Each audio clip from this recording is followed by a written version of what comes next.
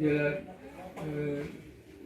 তরফ থেকে কৃষক সভার কমরেড গুণাধর পাত্র, কমরেড পীযূষ সহ অন্যান্য আমাদের পুরনো সব সিনিয়র কমরেড, যে গোপাল পাত্র জেলা মেম্বার, তারপরে শ্যামল মহাপাত্র, শ্যামল পট্টনায়ক জেলা মেম্বার, এবং আমাদের শিশির বাবুকে সবাই জানেন, শিশির পাত্র আমাদের এখানকার পার্টির তরফ থেকে পদপ্রার্থীও ছিলেন, বা এমনি সবাই চেনেন, প্রতি ওয়ার্ড মিটিংগুলোতে আসে।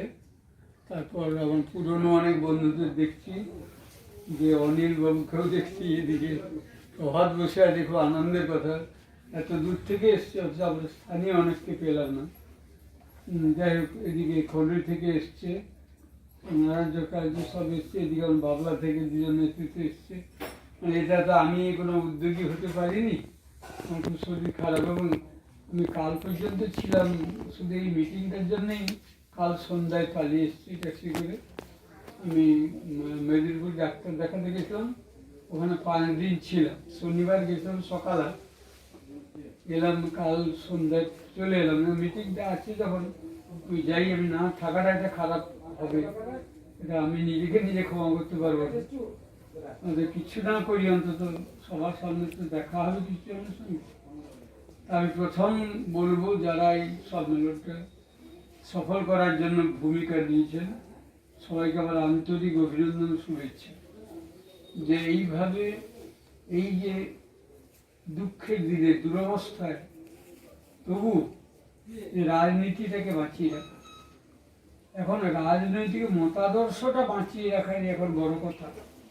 কজন হলো বড় কথা না, সংখ্যায় সবসময় হিসাব হয় না, কিন্তু অস্তিত্ব সংকট যখন দেখা দেয়, তখন অস্তিত্ব রক্ষাটাই বড় কথা। আজকে সেটা প্রশ্ন এসে গেছে।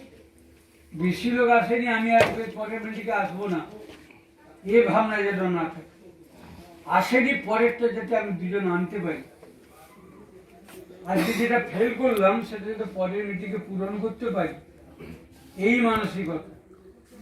আজকে যেটু দেখলাম একটা কর্মসূচি দিয়েছে, 2 দিনের মধ্যে, এটা একটু লেট হয়ে গেল। আগে করলে নিশ্চয়ই সদস্য হয়ে যেত, কিন্তু খুব লেট করে এরা করেছে, আমি তো জানিই না। আমি শুধু একটা খবর দিয়েছিল, তারপর আজকেই তো আমি কাল রাত্রে এসেছি, দিয়ে জানতে পারলাম।